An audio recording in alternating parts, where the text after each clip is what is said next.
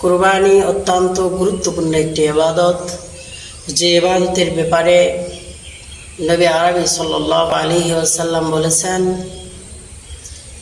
মান কানা লাহু সাআতাহ ওয়া লাম ইউদহি ফালা ইয়াকরাবান্না মুসাল্লানা।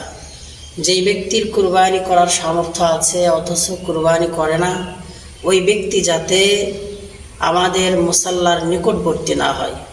এজন্য কুরবানি অবশ্যই করতে হবে, কারণ যার কুরবানি করার সামর্থ্য আছে যদি সে কুরবানি না করে তাহলে রাসূল বলেছেন সে যাতে আমাদের ঈদগাহের নিকটবর্তী না হয়।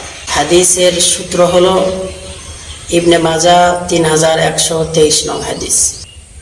কুরবানি 4 প্রকার। 1 নম্বরে ওয়াজিব, 2 নম্বরে নফল, 3 নম্বরে মান্নতের কুরবানি, 4 নম্বরে ওসিয়তের কুরবানি।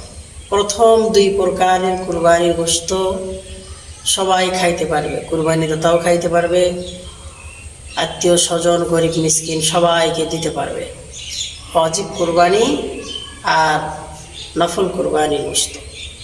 আর দ্বিতীয় 2 প্রকার মান্নতের কুরবানি আর ওসিয়তের কুরবানির গোশত নিজেরা খাইতে পারবে না, কোনো বড়লোক মানুষও খাইতে পারবে না, গরিব মিসকিনদের মাঝে বিলিয়ে দিতে হবে।